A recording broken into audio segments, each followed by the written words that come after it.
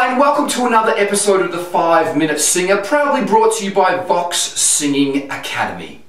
In this episode we are going to be discussing how to use a microphone correctly for the live singing situation. Now before you do this, you're going to need to go and purchase a microphone. If you're doing research online or if you're going down to your local music store, please make sure that you purchase a directional microphone for the live singing situation. There are two types of microphones out there, a unidirectional microphone and a directional microphone. Unidirectional microphones are usually used in the recording studio situation. They pick up all of the sound in the room. So they're not conducive to use live up on stage because they will make it an EQing nightmare for the person doing the sound because it will pick up all of the sound in the room. So you want to make sure that you purchase a directional microphone.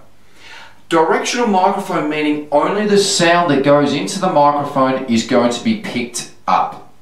There are lots of different brands of microphones out there. Please road test a few different microphones at a few different price ranges to see which one you like the best. Please do not just go off the reference of the person that is selling you the microphone. All microphones out there basically do the same thing. They're a bit like cars. There are lots of different brands of cars, but they all do the same thing. Though the difference between a good microphone and a bad microphone is only about $100, so you're better off spending a little bit more money and getting a slightly better microphone. Once you have got your microphone home, you want to practice with it as much as you possibly can.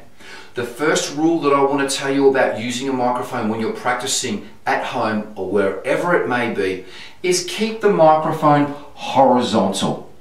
The sound needs to go into the microphone. If we're holding it like this, like an ice cream, as you can tell, the sound isn't going into the microphone here now. So we want to hold the mic horizontal so all the sound is being directed into the microphone. That's why it's called a directional microphone. When you're practicing with your microphone at home, please don't rely on your microphone for a volume source or to make you sound better or different.